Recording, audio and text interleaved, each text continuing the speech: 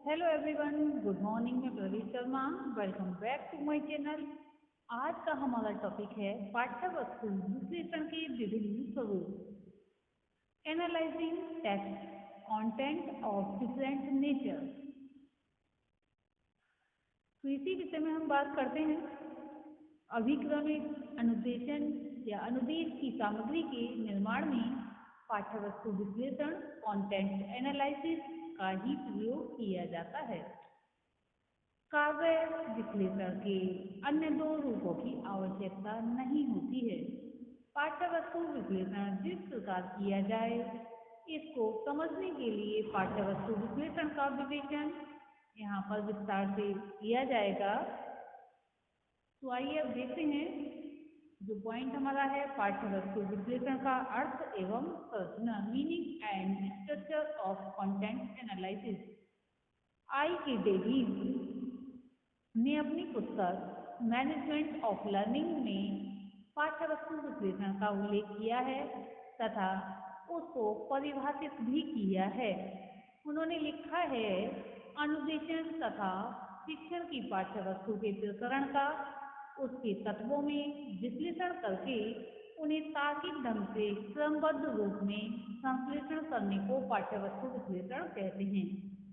It is the analysis of topic on content unit of we thought into its elements and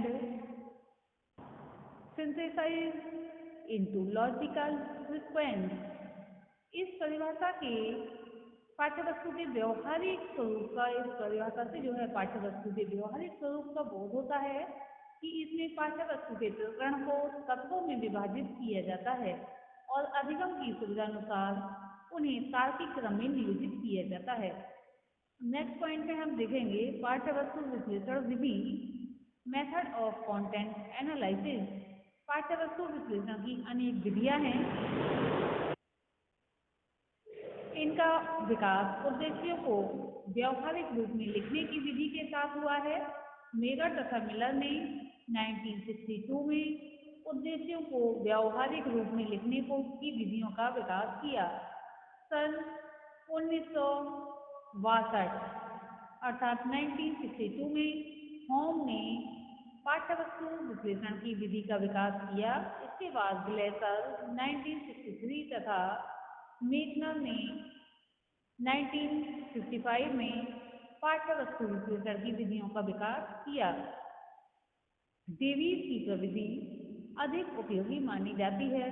पाठ्यवस्तु विश्लेषण के लिए कुछ बातों का बोध होना आवश्यक हो जाता है, जिसमें सबसे पहला पॉइंट है पाठ्यवस्तु विश्लेषण का स्रोत, source of content analysis. Second है प्रकरण के तत्वों की विशेषताएं। थर्ड है तत्वों की क्रमबद्ध व्यवस्था। पाठ्यवस्तु के विश्लेषण में उसके स्रोत, तत्वों की विशेषताओं तथा तत्वों की तार्किक क्रम में व्यवस्था के ज्ञान तथा कौशल के आधार पर अभिक्रमक पाठ्यवस्तु विश्लेषण करने में समर्थ हो जाता है। तो सबसे पहले इसकी डिटेल देखते हैं पाठ्यवस्तु विश्लेषण के स्रोत के विषय में। अभिक्रमिक पाठ्यवस्तु विश्लेषण के लिए अनेक स्रोतों का उपयोग किया जाता है। ये एक सार्वजनिक सर्जनात्मक अर्थात क्रिएटिव कार्य माना जाता है। पाठ्यवस्तु के प्रकरण में निहित तत्वों तथा अनुक्रियाओं की पहचान वह तभी कर सकता है जबकि उसे पाठ्यवस्तु विश्लेषण के स्रोत का उपयोग करना आता हो। अभिक्रमिक या अभिक्रमक को पाठ्यवस्तु विश्लेषण के स्रोत का उपयोग करना आता हो। अभिक्रमक को पाठ्यवस्तु के प्रकरण का स्वामित्व होना आवश्यक होता है। पाठ्यवस्तु विश्लेषण में कुछ स्रोतों का उपयोग किया जाता है, जैसे कि हम देख रहे हैं यहाँ पर प्रमाणिक पाठ्य पुस्तकों का अध्ययन। जिस प्रकरण पर अभिक्रमित अनुदेशन सामग्री को तैयार करना होता है, उस पाठ्यवस्तु की शुद्धता को जानने के लिए अभिक्रमक को उससे संबंधित प्रमाणिक पुस्तकों अर्थात स्टैंडर्ड बुक्स का अध्ययन करना चाहिए। नेक्स्ट है छात्रों की आवश्यकता। किसी प्रकरण का स्वरूप निश्चित नहीं होता, अपितु अधिक व्यापक होता है। अधिकांश विषयों के प्रकरण को माध्यमिक स्तर से विश्वविद्यालय स्तर तक पढ़ाया जाता है। इसलिए ये मालूम होना आवश्यक है कि प्रकरण का कितना स्वरूप प्रस्तुत किया जाए। इसके लिए अभिक्रमक को छात्रों के पूर्व व्यवहार तथा छात्रों की आवश्यकताओं को ध्यान में रखना चाहिए। नेक्स्ट है शैक्षिक आवश्यकता। सामाजिक तथा राष्ट्र की आवश्यकताओं के लिए प्रयुक्त किया जाता है। किसी प्रकरण का किस लिए प्रस्तुतिकरण करना है अर्थात प्रेजेंटेशन करना है, इसका उत्तर शैक्षिक आवश्यकताओं जो एजुकेशनल नीड्स हैं की पूर्ति करना है। अतः यह अभिक्रमक को प्रकरण की शैक्षिक उपयोगिता का बोध होना चाहिए। परीक्षा प्रणाली का स्वरूप। अनुदेशन के नियोजन में परीक्षा प्रणाली का स्वरूप एक आधार प्रदान करता है। निबंधात्मक परीक्षा के लिए महत्वपूर्ण प्रकरणों तथा तत्वों को अनुदेशन की व्यवस्था में महत्व दिया जाता है, परंतु वस्तुनिष्ठ परीक्षा में सूक्ष्म तत्वों के लिए अनुदेशन की व्यवस्था की जाती है। इस प्रकार पाठ्यवस्तु विश्लेषण के स्वरूप को परीक्षा जो स्वरूप की परीक्षा प्रणाली निर्धारित करती है, यानी कि इसका जो स्वरूप है उसके लिए परीक्षा प्रणाली ही निर्धारित करती है। नेक्स्ट पॉइंट है अनुदेशन सहायक सामग्री। अनुदेशन के प्रस्तुतिकरण के लिए सहायक सामग्री की व्यवस्था की जाती है। शिक्षण सहायक सामग्री को जो उपादेयता होती है शिक्षक के कौशल पर निर्भर करती है, इसलिए शिक्षक को अपने कौशल को ध्यान में रखते हुए पाठ्यवस्तु का विश्लेषण करना चाहिए।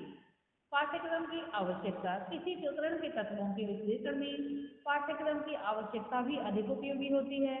पाठ्यक्रम की रूपरेखा ही प्रकरण के स्वरूप को निर्धारित करती है।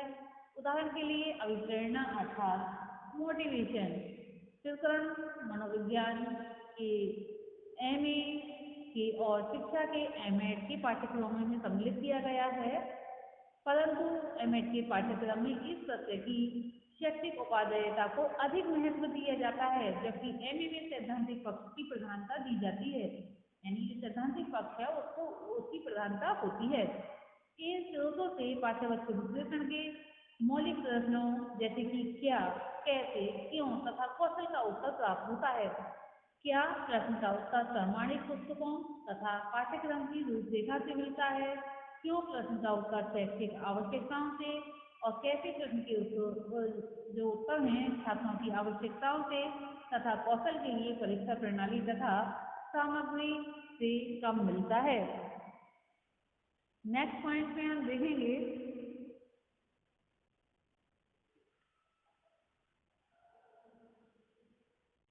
प्रकरण के तत्वों की विशेषताएं। Characteristics of content elements. अभिक्रमक पाठ्यक्रम या पाठ्यवस्तु का विश्लेषण। अभिक्रमक पाठ्यवस्तु का विश्लेषण सफलतापूर्वक तभी किया जा सकता है जब इन तत्वों की विशेषताओं की जानकारी हो। तत्वों की जो विशेषताएं हैं इस प्रकार से हैं।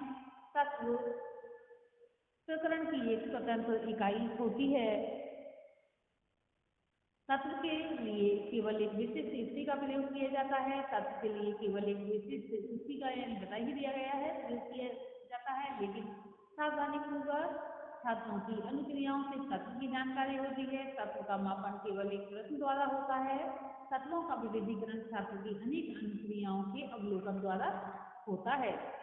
पाठ्यक्रम विश्लेषण में पाठ्यक्रम के तत्वों का इस प्रकार विभाजन करना चाहिए कि प्रत्येक तत्व अपने में ही पूर्ण हो, उसके लिए अधिगम स्वरूप को उत्पन्न किया जा सके, सुनिश्चित युक्त या युक्ति का प्रयोग किया जा सके तथा मापने के लिए विशिष्ट प्रश्न की रचना की जा सके। अनुदेशन की क्रमबद्धता की व्यवस्था तत्वों की सहायता से की जाती है। इसी के साथ नेक्स्ट पॉइंट में हम देखेंगे तत्वों की क्रमबद्ध व्यवस्था। Logical sequence of elements. अभिक्रमक प्रकरण को तत्वों में विभाजित करता है, उसके बाद उसकी तार्किक क्रम व्यवस्था इसलिए करता है जिससे छात्रों को सीखने में जो है सरलता हो अर्थात सुगमता हो सके।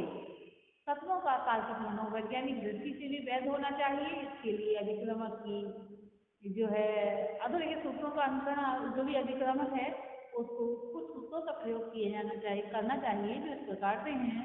जिसमें पहला है ज्ञात से अज्ञात की ओर, नॉन टू अननोन। छात्र जिन तत्वों को जानता है अभिक्रमों को उसमें प्रारंभ करके यानी उससे प्रारंभ करके अज्ञात तत्वों की ओर अग्रसर होना चाहिए अर्थात बढ़ना चाहिए। सेकंड है सरल से जटिल की ओर, सिंपल टू कॉम्प्लेक्स। अभिक्रमण अज्ञात तत्वों में से किसको पहले और किसको अंत में रखे ये सूत्र इस क्रिया को आधार प्रदान करता है कि सरल तत्वों को प्रारंभ में और जटिल तत्वों को अंत में रखना चाहिए, क्योंकि ये क्रम छात्रों के लिए सुगम होता है। नेक्स्ट है स्थूल से सूक्ष्म की ओर, कॉन्क्रीट टू अब्स्ट्रैक्ट।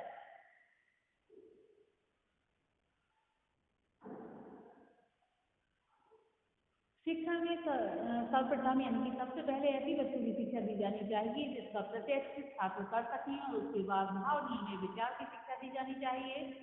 किसी पाठ को पढ़ाते समय नियम बताने के बजाय पहले एग्जाम्पल बताने चाहिए, उसके बाद उदाहरणों के द्वारा नियम स्थापित किए जाने चाहिए। नेक्स्ट पॉइंट है अंश से पूर्ण की ओर, अर्थात पहले छोटी छोटी इकाइयों में ज्ञान प्रदान किया जाना चाहिए, उसके बाद उसका पूर्ण सार बताना चाहिए। नेक्स्ट है अवलोकन से तर्क की ओर।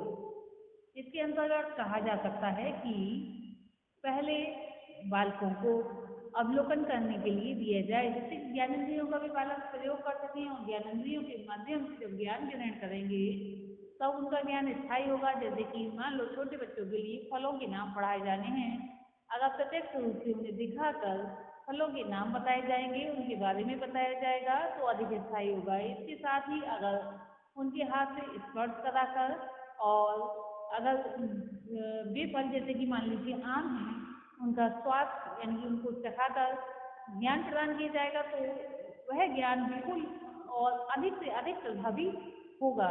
तो इस प्रकार से तत्वों की एक क्रमबद्ध व्यवस्था होनी चाहिए और इसी के अनुसार जो है कार्य को आगे करना चाहिए अथवा बढ़ाना चाहिए। आज हमने पाठ्य वस्तु विश्लेषण के विषय में अथवा पाठ्य वस्तु विश्लेषण के विभिन्न स्वरूपों के विषय में समझा। आज के लिए इतना ही, धन्यवाद।